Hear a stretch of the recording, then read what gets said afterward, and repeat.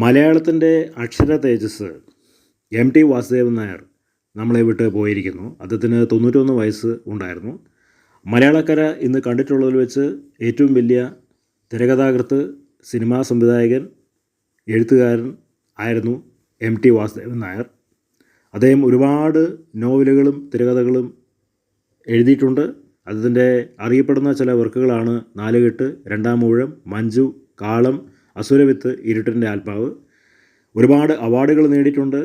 കേന്ദ്ര സാഹിത്യ academy award, Kerala സാഹിത്യ അക്കാദമി അവാർഡ്, പത്മഭൂഷൺ, കേരള ജ്യോതി, ജ്ഞാനവിത്ത് തുടങ്ങിയ ഒരുപാട് അവാർഡുകൾ അദ്ദേഹം നേടിയിട്ടുണ്ട്. ഒരുപാട് സാഹിത്യ കൃതികൾ അദ്ദേഹം രചിച്ചിട്ടുണ്ട്.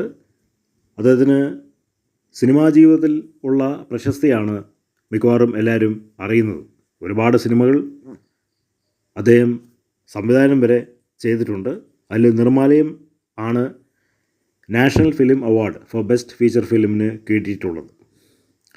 അതുകൂടാതെ തന്നെ ഒരുപാട് വേറെ സിനിമകൾ അദ്ദേഹം ചെയ്തിട്ടുണ്ട്. ബന്ധനം, കടവ്, ഒരു ചെറു പുഞ്ചിരി തുടങ്ങിയ ഒരുപാട് സിനിമകൾ, മലയാള സിനിമകളുടെ ഏറ്റവും നല്ല സുവർണ്ണ കാലഘട്ടം എന്നറിയപ്പെടുന്ന സിനിമകളൊക്കെ എം.ടി. വാസുദേവൻ നായരുടെ സൃഷ്ടികളായിരുന്നു.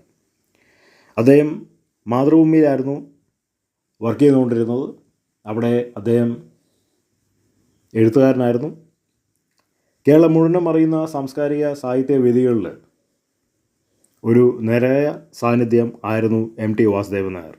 അദ്ദേഹത്തിൻ്റെ വിയോഗം കേരള സാഹിത്യത്തിനും മലയാളം സിനിമയ്ക്കും കേരളത്തിനും വളരെ വലിയ ഒരു നഷ്ടമാണ്.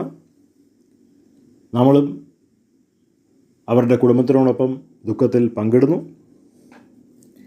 അവരുടെ കുടുംബാംഗങ്ങൾക്ക് ആശ്വാസം കിട്ടട്ടെ, എം.ടി. സാറിൻ്റെ ആത്മാവിന് നിത്യശാന്തി കിട്ടട്ടെ എന്ന് പ്രാർത്ഥിക്കുന്നു.